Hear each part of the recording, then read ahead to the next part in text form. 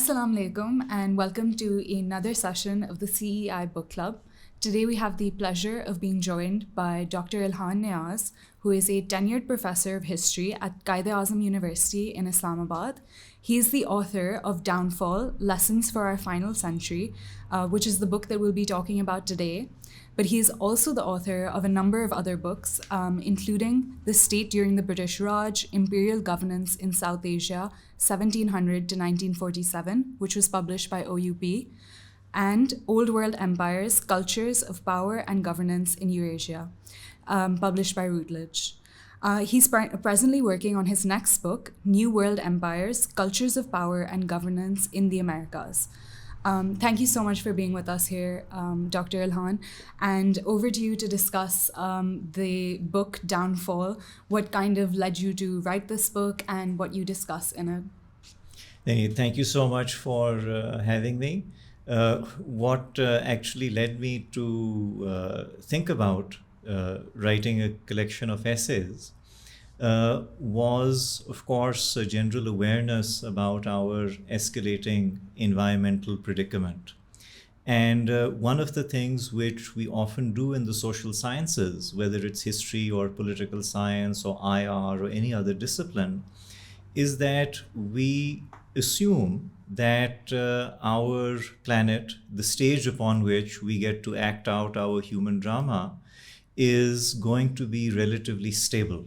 Mm-hmm. And we can continue to do what we're doing, building civilizations, fighting wars, debating ideologies and all of that.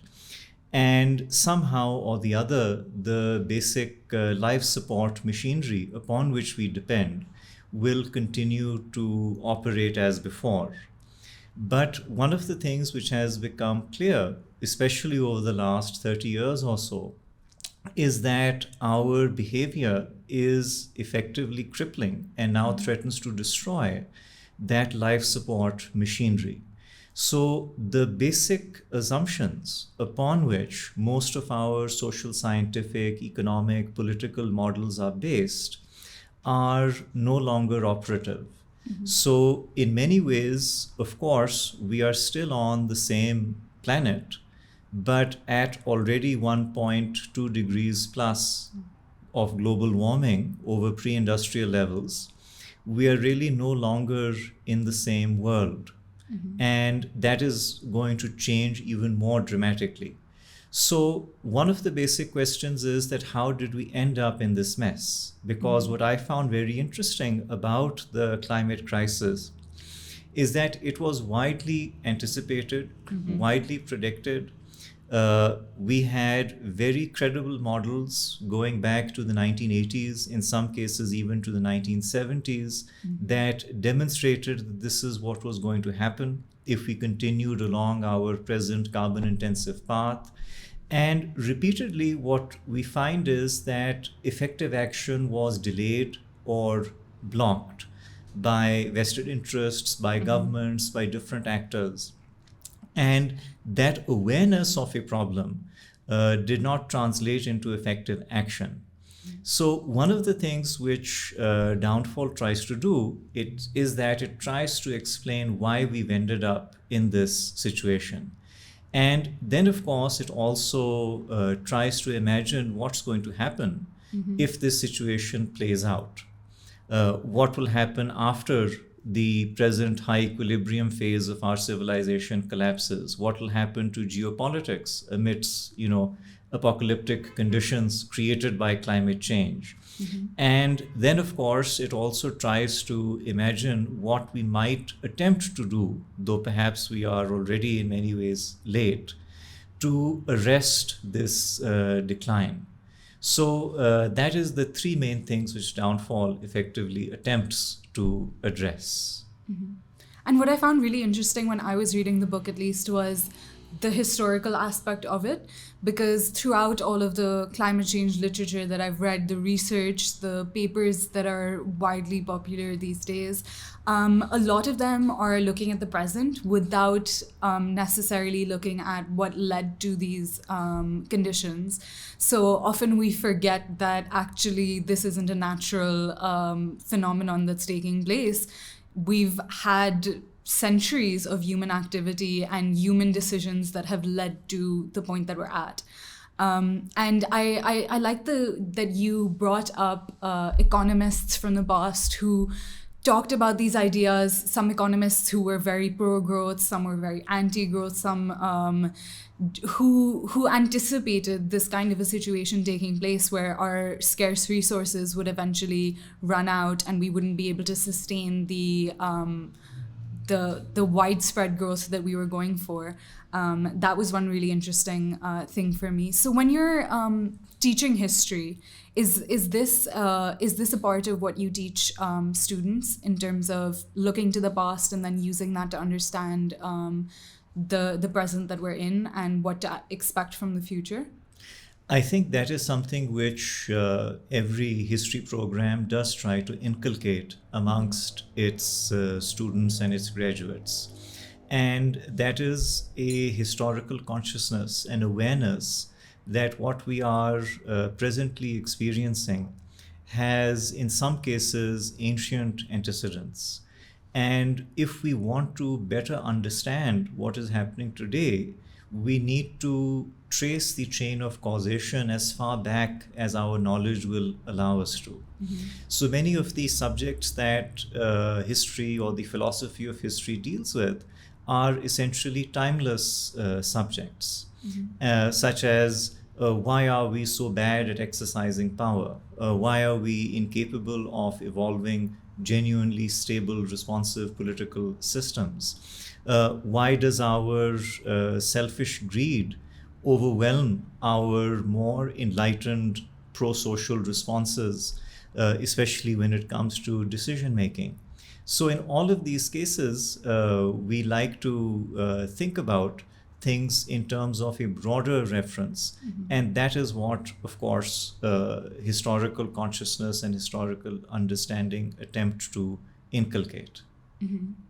And so one of your essays focuses largely on this concept of economic growth, and you talk about how that level of economic growth is no longer sustainable given our depleting resources. The earth can't handle it.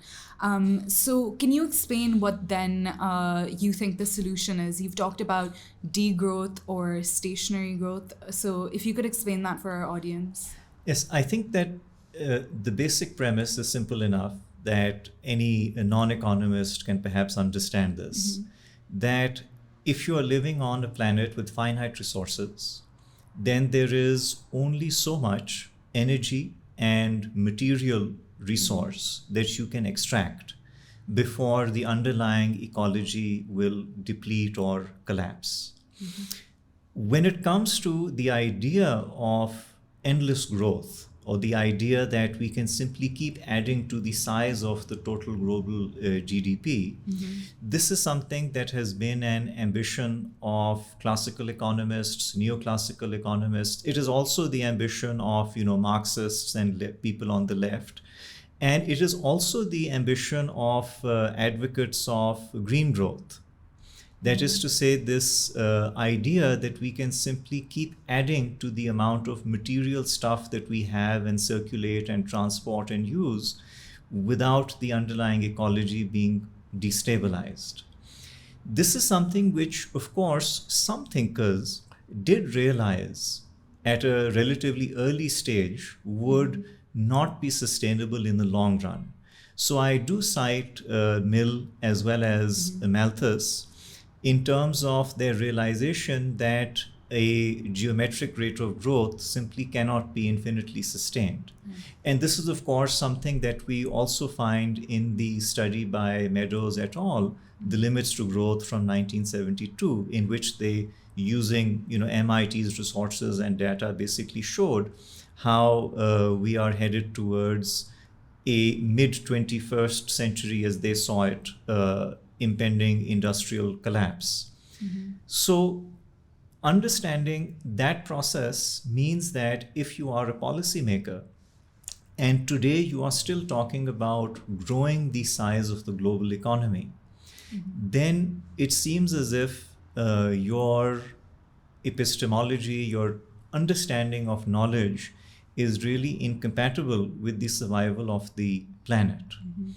Then, of course, we also need to be aware that a lot of the emphasis on growth is a mechanism to distract us from the question of redistribution.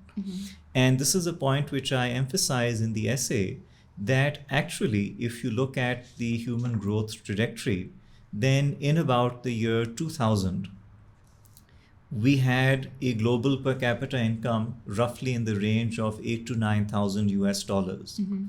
And 2000 is an important year because that is the first year in which human civilization extracted more resources than the earth can sustain on an annual basis.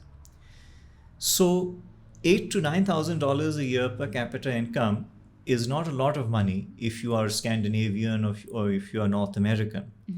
But it is a very decent standard of living at which you can actually provide every single human being with a decent standard of living, a adequate housing, food, clothing, shelter, and the opportunity to better themselves. So we can actually sustain an industrial civilization with, let's say, $8, $9, $10,000 per capita income, if that income is evenly distributed. But what rich countries do is that they basically say that, look, we are not going to redistribute the wealth that we have, but we encourage countries that are at lower per capita incomes to grow their economies. So the result is that when countries like China or India or Southeast Asian economies, when they start to rapidly add to their GDP, the result is that you are essentially crossing the ecological threshold. And that contributes to the overall degradation of the environment and possibly even environmental collapse. So I think that this sort of misdirection is also very, very important. That, of course, we can have an infinite amount of growth in art, in culture, in ideas, in music, maybe even in science, at least of the theoretical kind. But we cannot actually have an infinite amount of material growth. We cannot have an infinite amount of growth in what we consume. That has to be capped at a certain level. And no political leader, economic leader is willing to make that case that we have enough global GDP now. The problem is not more GDP. The problem is distribution of that GDP so that every person in the world can live a decent life. And I think this is something that I've thought about as well, that it's not just the extremely wealthy who might be against this drastic redistribution of wealth, but sometimes I think it's also the common person, and it's because of this this crazy optimism that we have, that if we work hard enough and if we put in the time, that we can become those billionaires.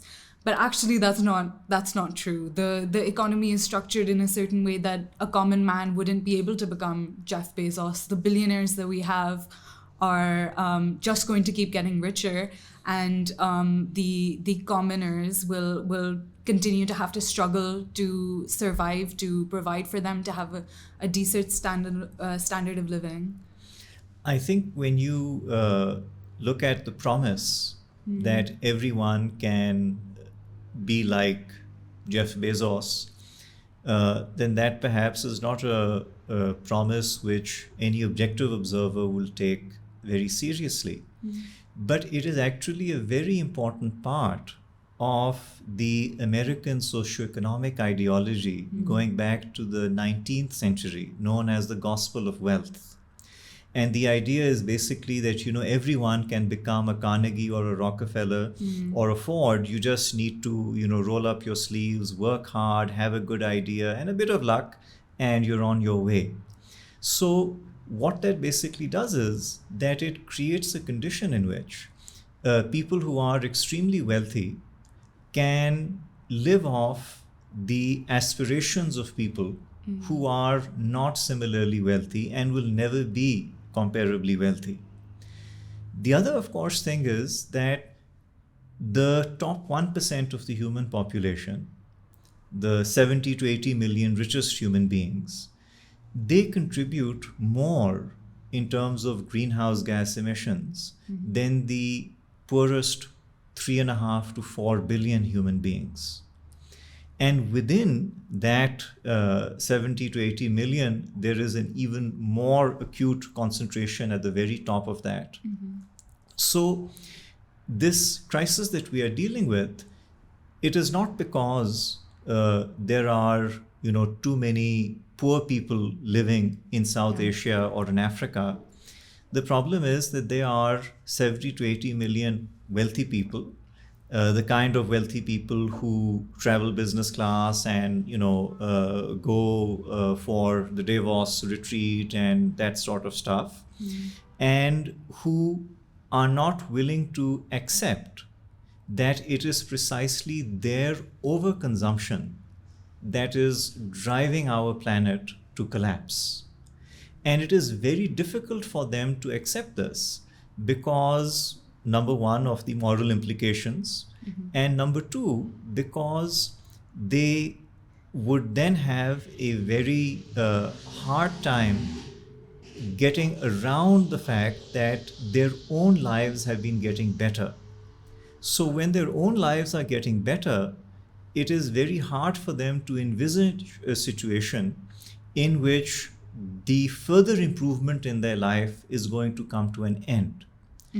And if you start talking to them about redistribution, or if you start talking to them about, punitive rates of taxation, as actually many Western countries had until the 1980s on the wealthiest people, then of course they retaliate by pointing out the blessings of the free market and how globalization has led to improvements in this and improvements in that. But even then, when you dissect those statistics a little bit, you very quickly realize that most of the improvement in human life expectancy, in standards of living, has come about not as a result of the market, but as the result of social movements and state intervention. And this is something which, again, is problematic if, let's say, you are wedded to the idea of free markets and globalization and all of that. And there's a section of your book where you say that the sustainable development paradigm is a hoax. And it wasn't until I read that I realized I haven't seen it written as clearly as that actually we're all feeding into this concept that doesn't exist. There is no such thing as sustainable development that will leave us with a livable future, because the sustainable development that we've been trying to have over the past few years hasn't been very successful. Even with our sustainable development goals, we've missed so many of the targets that we had for 2020, and it's likely that we're going to miss those for 2025 as well. I think that sustainable development as an idea has the advantage in that it allows the rationalization of growth. And it allows for many of the well-educated, upwardly mobile people in the global South, which is the first historical victim of Western expropriation that has caused this imbalance that we are now dealing with, and who are then in positions of leadership in their respective societies, and who can therefore be co-opted in a way by this kind of a discourse. So the brightest, the best people in the global South, rather than fighting against the kind of thinking that is leading them first, the West maybe a generation later, to a very, very bad outcome, they can then be brought into the fold, given a sense of participation, if you will, that, well, we're also listening to you and other such things. So I think in that sense, when we talk about sustainable development, we need to be very precise about what we mean, because as things stands, we are already over the ability of the planet to sustain even if we have no further increase in greenhouse gas emissions, even if we cap everything at the current level, our planet still collapses. Mm-hmm. It might collapse a bit later, but it'll still head in that direction.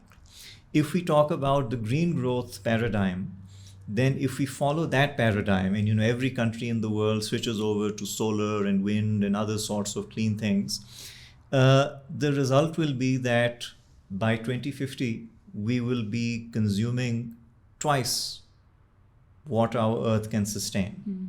If we stick to the current carbon intensive model, we'll be consuming 4 times what the Earth can sustain. But the point is that if the maximum load is 600 kilograms and you put 1200 on it or 2000 on it, after a certain point, the increase in the weight can maybe create an academic distinction, but it won't create a practical one because the machine will break down. It'll be way above its existing threshold. So that is something which I think people in the global south especially need to understand. So when we, for example, talk about climate reparations, the fact is that the West never paid anything for colonial reparations. When Western countries started emancipating the slaves, African slaves in particular, during the 19th century, they forced the slaves to compensate the masters for their freedom. A similar process happened in Russia after the 1861 emancipation of the serfs. So to expect that reparations are going to come in, or funds for climate resilience or mitigation measures are going to come in the quantum required, is not realistic. And countries in the global south, countries like Pakistan, need to understand that essentially we're on our own in this. That whatever we have to do to survive, it is countries that are in the same situation as we are now that need to work together.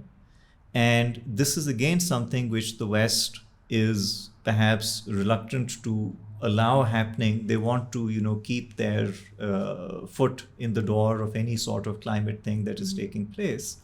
And of course, they have surplus resources, at least till date, that they can offer for such relief measures. But those are really not sufficient. And certainly the bureaucracy and the time scale involved in the availability of those resources creates all sorts of other problems. So I think this is something which we need to realize, that we have to deal with this problem. You need to have more South-South cooperation on this issue. And essentially, the Western world is not going to help us deal with the mess that they have largely created, as they have not helped us with any previous mess that they have largely created. And I think, again, it's important to look at where that money is coming from in the West as well, because you discuss a lot of those vested interests that influence government decisions in the West, in the global South as well. But you can see it clearly when at COP27, there's Coca-Cola sponsoring the event. Yes, absolutely. And then big oil is going to be a very big player in COP28 in Dubai. So in that sense, we need to be calling out, we need to be calling a spade, and recognizing where that money is coming from the destruction of the earth, and then what message are we sending, or what are we really doing by taking that money on, and how much can we really change with that money when we're really just feeding into this whole larger trend of greenwashing. Again, the thing is that forget about, let's say, Pakistan or any other part of the global South. If, let's say, you are the president of the United States, your country, of course, faces numerous challenges. These days, Cold War with China seems to be a favorite thing in Washington. Maybe you're worried about immigration, maybe you're worried about terrorism or other such things, or Islamic extremism or stuff like that. The fact is that none of these challenges actually pose an existential threat to the United States. Mm-hmm. What does pose an existential threat to the United States is climate change. And large parts of the United States are already under acute environmental distress. Mm-hmm. But the American political system is not responsive to that acute distress. It is highly responsive to the interests of militarism. It is highly responsive to the interests of corporations. It is highly responsive to other things, perhaps. But it is not responding to that threat that can actually finish the United States off as a viable country. Mm-hmm. So this is something which we need to reflect upon, that if the American president is not willing to act to save the United States of America, then surely we should not expect them to act to save Pakistan or Egypt or any other part of the world. Because the kind of a stranglehold on political decision-making and economic decision-making that those elements that are driving this process towards collapse have is too great to be shaken off. And of course, there are movements against them. There's, Extinction Rebellion, there's growing environmental awareness. But when it comes down to the brass tacks, no American president can come on the television and say that, look here, we have something like 800 passenger cars for every 1,000 Americans. Pakistan has 15, India has about 20. So we're going to need to bring that figure down from 800 to 200 in the next 5 years. So I am passing this decree, and every car, every household that has more than one car, your second vehicle will be confiscated by the US government. End of story. Because this is a wartime situation and our survival depends on it. But that is not happening. The Biden administration is still granting oil and gas drilling licenses. It is trying to frame environmental problems as job-related problems rather than hardcore problems of long-term human survival. And you see this also in terms of American diplomacy and advocacy on the global stage as well. So this is a very, very serious issue that throughout history what we've seen is that elites after a point become so insulated from reality that they are not able to contemplate a scenario in which that reality of which they are obviously the beneficiaries of is going to terminate. So like the French monarchy on the eve of the French Revolution, they are refusing to carry out fundamental reforms. They're refusing to recognize the seriousness of the problem. And this lack of recognition is something which, frankly, I find extremely unnerving, that the data is overwhelming. The projections are actually conservative, given the nature of scientists. We are ahead of schedule on most of the identifiable tipping points. There may be tipping points that have already been crossed, but we don't yet have the data on it. So if you are dealing with this kind of a situation, you should basically proceed on a principle of caution. But we seem to be thinking that, okay, let's try to keep this model continuing for as long as possible.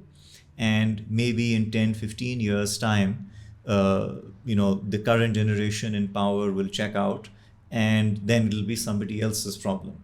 And you mentioned in the book as well that our warning sensors aren't getting triggered. For some reason, this ecological collapse isn't a big enough issue for us to do anything about it.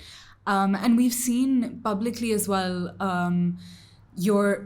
papers aren't convincing people that we're crossing these tipping points. When people are engaging in civil disobedience, it's not convincing people. When Extinction Rebellion is covering themselves in paint and oil, it's not convincing people. So do you have any recommendations on how we can make this communication more effective? I think the problem that we are facing is that the nature of the threat is too abstract, even now, for our warning sensors to get triggered. So it is easy, if you're a politician, to whip up the public by saying that these immigrants are taking your jobs. It is easy to whip up public sentiment by saying that, oh, these terrorists want to disrupt your way of life. It is easy to make the case that, well, the Chinese are arming, so we need to prepare for another round of Cold War with an ideological authoritarian enemy. But it is very difficult to make this argument and to sell this argument in the face of so many competing voices and interests, that all of these other problems, while serious, are not life-threatening. And if we don't fix this problem, then there really won't be a world in which superpowers can battle it out for supremacy. So there's no geopolitics on Mars, let's just put it this way. But that message, when it has to get through to people, it also has to get through with the message that we will now require you to make sacrifices. And that is a message which neither authoritarian nor democratic governments are prepared to make. And this brings us back to these sort of placebo measures that let's announce this or let's announce this initiative or the such things. And when you, let's say, look at the amount of money governments put in terms of armaments, in terms of fighting each other, in terms of positioning against each other, and you compare those, let's say, military budgets to money that is spent on combating climate change or serious environmental degradation, you'll very quickly realize that there is really nothing that is going on the other side of the equation. So this is, I think, something which makes it painfully obvious that we're actually dealing with a problem that's too big for us to contemplate, that our minds are just not configured in the right way to deal with a relatively slow-moving, pervasive, but still abstract threat that apparently strikes people randomly, but as long as it's not affecting us, it is hard for us to tune in. And you can look at what happened in Pakistan during the recent flooding, that, something like 3 times or 4 times the territory of a small European country was inundated. Tens of millions of people were directly affected. And look at what was being discussed on our social media and news channels during the flooding. And it was all about audio leaks, extension for the army chief, or the latest political gaffe committed by one or the other leaders who are representing different parties. Hardly any focus on such a catastrophe. And this is something which again shows us how you can disconnect. So how do you get people to realize that this is actually a very, very serious threat? And I honestly don't have an answer to that question. All indications are that, our material growth has simply outstripped our cognitive development. And there is going to be a very bad correction in the very near future because we just can't get our minds wrapped around this. And one of your essays also focuses on this idea of optimism and how, as human beings, we always believe that we are more capable of dealing with whatever adversary we come across. So, in short, would you say that you are optimistic about the future? Are there things to be hopeful about? Or, as you mentioned, is it that we just have created a system that we cannot sustain and are ignoring all of these tipping points? I think that when we think of optimism, it is something which is obviously very popular in that people would like to believe things will get better. People would like to believe that their own circumstances will improve. People also would like to believe that, difficult abstract problems will somehow get disposed of without them being terribly inconvenienced in the process. And our media consumption, the way our political leaders frame issues, all of that takes advantage of our basic optimism.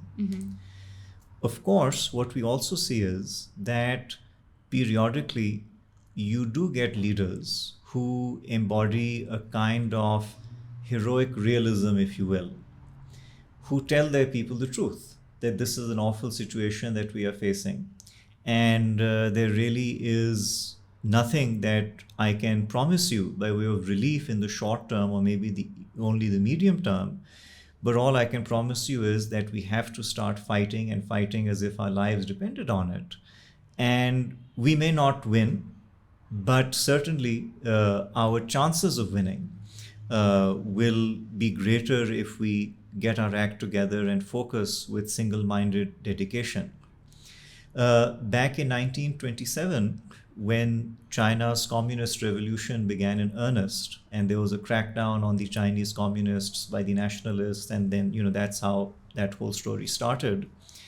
The Chinese leader, future Premier Zhou Enlai, he made a very important remark about that very, very despairing time for the Chinese communists. And what he said was that, look, if we fight, we may die, but we may also win. But if we don't fight, we will die for sure. So I think that is the choice we basically face.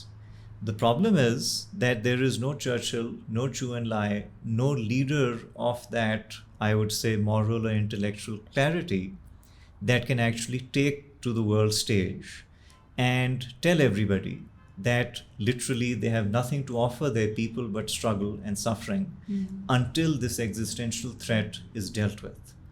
And if it is dealt with, of course, it will be dealt with at a terrible cost. As we speak today, something like 4% of the world's population is now dependent upon humanitarian assistance. That's the highest it has been since the end of World War II. The way disasters are occurring and the way the climate is destabilizing, you might see that number doubling in the next 5 to 10 years. Then what are we going to do? Already we are talking about, the donors are exhausted, there is, disaster exhaustion, because what is happening is that as more disasters occur, those disasters are becoming normalized.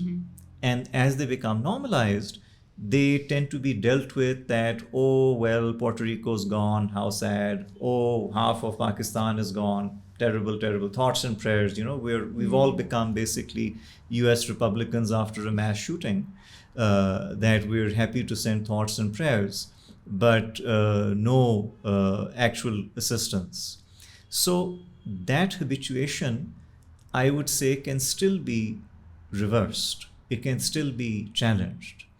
And I fear, however, that it will only be reversed when major countries like the United States experience a level of climate catastrophe that make it impossible for them to continue along the present trajectory.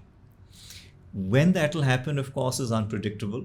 It could happen next year. It could happen in 6 months' time, because, we are now in a very different world. But unfortunately, I fear it will take that type of a disaster to actually galvanize leadership at a global scale. Just as we saw with, the rise of the Axis powers, that, of course, there were people like Churchill who were warning that Hitler means business and you need to stop him before he becomes too powerful. But overwhelmingly, public opinion was against taking any harsh actions against the Nazi regime until the war actually started. So I think that is an unfortunate limitation of our psychology or our mentality again.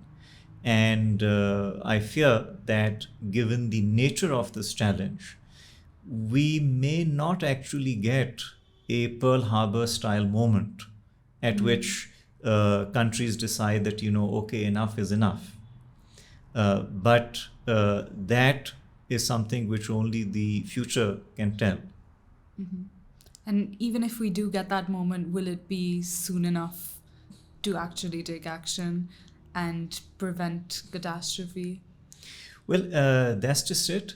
There is, viewed in a longer time frame, a few thousand years, if that's what it takes the Earth's atmosphere to recover, is not such a long time. There are human societies that are older than a few thousand years. The issue, of course, will be that setting in place those policies that shift, that will become increasingly more painful the longer we delay making those changes. And by delaying action when the problem was relatively manageable, we've now ended up in a situation where leaders say that, well, it's too expensive to do anything about it now, that we can't possibly carry out this sort of extensive change that the environmentalists or the scientists are recommending. And that again also indicates that many countries have as yet not experienced that kind of, nearly nation-killing sort of environmental catastrophe.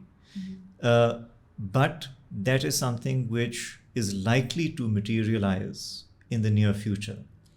But again, I'm not very optimistic, if you will, about that proverbial kick in the pants getting leaders or countries effectively moving on this issue. And Dr. Ilhan, what are you working on next? What can we look forward to from you? Well, these days I'm working on my next book, which is a history of governance in the Americas. It's called New World Empires, and I have a publisher's deadline for later in this year for the manuscript. I'm done with the first half of the book, which deals with the European colonial period in the Americas and the indigenous empires that preceded it. And now I have 3 chapters left, one on Mexico, one on Brazil, and one on the United States. So what it basically does is that it completes the study that I began with Old World Empires, which is a study of Eurasia. And I'm particularly interested in this because the societies in the Americas are in many ways pure colonial societies. And the problems and the dynamics that they manifest are in some ways similar to their Eurasian antecedents. And in other ways, they are also very different from Eurasian countries.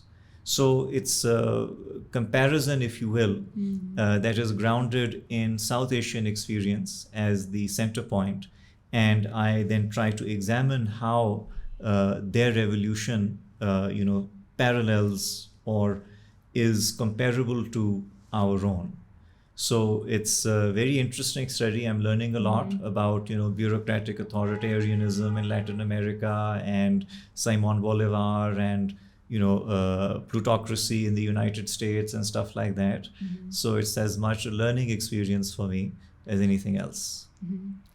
Thank you so much for speaking with us today, Dr. Ilhan. It's been a really interesting conversation about Downfall. And Downfall, which was published by CSCR, is available online, free to download. So I would recommend to all of our audience to go get a copy and read through these essays, because it really opened my mind in ways, and it was different from the other climate change literature that I had studied. And thank you all for watching this session of CEI Book Club. And we will actually be organizing a giveaway of 1 copy of Dr. Ilhan's books. So stay tuned for that. We'll give you more information about that. Thank you.